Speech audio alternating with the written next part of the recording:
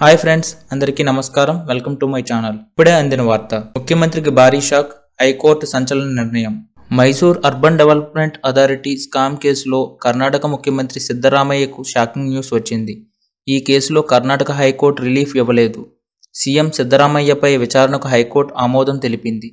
పిటిషన్లో పేర్కొన్న వాస్తవాలపై దర్యాప్తు చేయాల్సిన అవసరం ఉందని విచారణ సందర్భంగా హైకోర్టు పేర్కొంది. సెప్టెంబర్ 12న కేసు విచారణ పూర్తి చేసిన తర్వాత హైకోర్టు తన నిర్ణయాన్ని రిజర్వ్ చేసింది.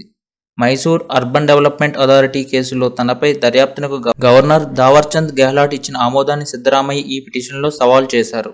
మంగళవారం మైసూర్ అర్బన్ డెవలప్మెంట్ అథారిటీ కేసుపై తీర్పును వెలువరిస్తూ గవర్నర్ ఈ కేసును చట్టప్రకారం విచారించవచ్చని హైకోర్టు తెలిపింది.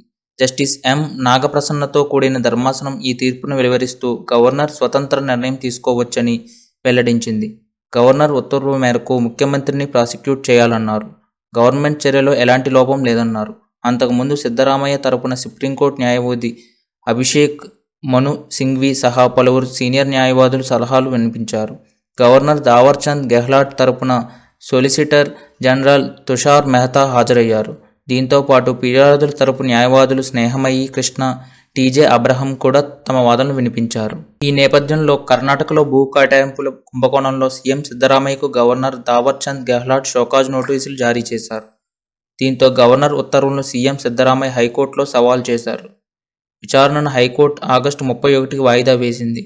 ఆగస్టు 19 మధ్యంతర ఉత్తర్వులను కూడా కోర్టు పొడిగించింది. ఇందులో సీఎం సిద్ధరామయ్యపై వచ్చిన ఫిర్యాదుల విచారణను తదుపరి విచారణ వరకు వాయిదా వేయాలని ప్రత్యేక కోర్టును హైకోర్టు కోరింది.